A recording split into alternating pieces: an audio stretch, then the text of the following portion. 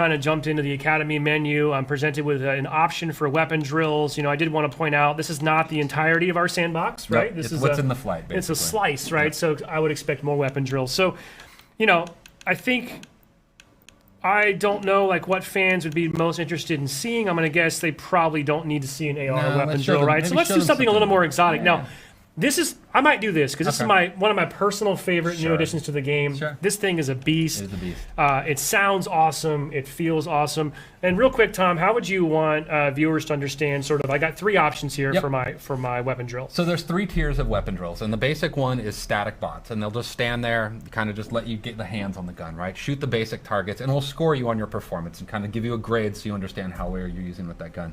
The next tier, they're kind of on more just like kind of simple paths or crouching behind cover and things like that to kind of show you how to use the weapon, get you to move to that next tier of how do you track a target across the screen.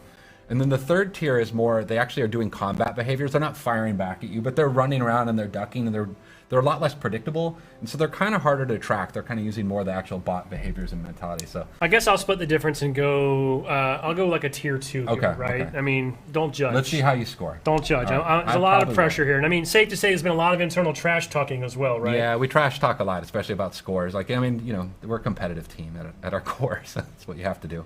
You know, and speaking of, too, I think there is a cool, not only is this a learning module in a lot of ways, but there is a competitive angle to it. And, you know, I think safe to say down the road, the team's thinking about possibility of things like leaderboards and kind of how do we really bring that gamification competitive element to this. Yeah, that was something that we really wanted in the core design, and just, you know, it just didn't fit into the schedule. So we're just building this kind of as a platform for how we can add more over time. Okay, here we go. Right. Not doing good.